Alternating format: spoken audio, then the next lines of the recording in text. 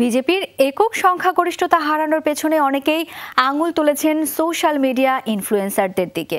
রাজনীতির মাঠে বিরোধীদের কর্মসূচির পাশাপাশি জনমত প্রভাবিত করতে বড় ভূমিকা রেখেছে সামাজিক মাধ্যম। বলা হচ্ছে, জনপ্রিয় ইউটিউবারদের বিজেপি বিরোধী প্রচারণার প্রভাব পড়েছে দলটির ব্যালট বাক্সে। যে কজন সরকারের সমালোচনায় সরব ছিলেন তার মধ্যে সবচেয়ে আলোচিত ধ্রুব রাঠি। নেটিজেনরা বলছেন, একাই বিজেপির ভিত নাড়িয়ে দিয়েছেন তিনি। স্বাস্থ্য এবং স্বাদের মধ্যে চমৎকার একটা ব্যালেন্স করে পীর প্রিমিয়াম আয়োডাইজড লবণ। ভারতের লোকসভা নির্বাচনে ক্ষমতাসীন বিজেপির আশানুরূপ সফলতা না পাওয়ার পেছনে যে কয়টি কারণ আলোচনায়, তার মধ্যে সবচেয়ে বেশি উচ্চারিত হচ্ছে এক ইউটিউবারের নাম।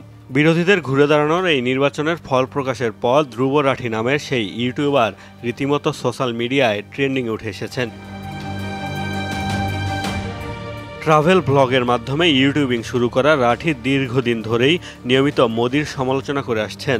গবেষণার তথ্য বলছে, ভারতীয়রা মূলধারা নিউজ চ্যানেলের চাইতে ইউটিউব ও হোয়াটসঅ্যাপে পাওয়া খবর বেশি বিশ্বাস করে, আর তাই রাঠির প্রতিটি ভিডিওই পেয়েছে ব্যাপক জনপ্রিয়তা।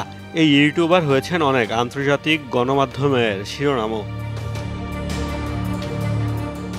শুধু ধ্রুব রাঠিই নয়, বিজেপি বিরোধী ক্যাম্পেইন করেছেন ভারতের অনেক সোশ্যাল মিডিয়া ইনফ্লুয়েন্সারই। বলা হচ্ছে, তাদের এই প্রচারণা প্রভাব ফেলেছে ভারতের নির্বাচনে, কমিয়েছে নরেন্দ্র মোদীর জনপ্রিয়তা। ফেসবুক, ইউটিউব, ইনস্টাগ্রামে নরেন্দ্র মোদীর সমালোচক হিসেবে যে কয়জন আলোচিত, তার মধ্যে অন্যতম অর্পিতা শর্মা, রভিশ কুমার, প্রজ্ঞা পান্নার মতো ইউটিউবাররা। পাশাপাশি ফেসবুক, ইনস্টাগ্রাম, হোয়াটসঅ্যাপেও রয়েছে বিজেপি বিরোধী অনেক সোশ্যাল মিডিয়া ইনফ্লুয়েন্সার। বিশ্লেষকরা বলছেন, কোনো রাজনৈতিক পরিচয় না থাকায় সাধারণ ভারতীয়দের কাছে বেশ গ্রহণযোগ্যতা পেয়েছেন তারা। অবশ্য সামাজিক মাধ্যমের এই যুগে জনসমর্থন বাড়াতে সোশ্যাল মিডিয়ায় সরব ছিল রাজনৈতিক দলগুলো। দিল্লির ক্ষমতাসীন আম আদমি পার্টির ইউটিউবে সাবস্ক্রাইবার প্রায় 7 মিলিয়ন, 6 মিলিয়ন সাবস্ক্রাইবার বিজেপির, আর কংগ্রেসের চ্যানেলে এ সংখ্যা 5 মিলিয়নের বেশি।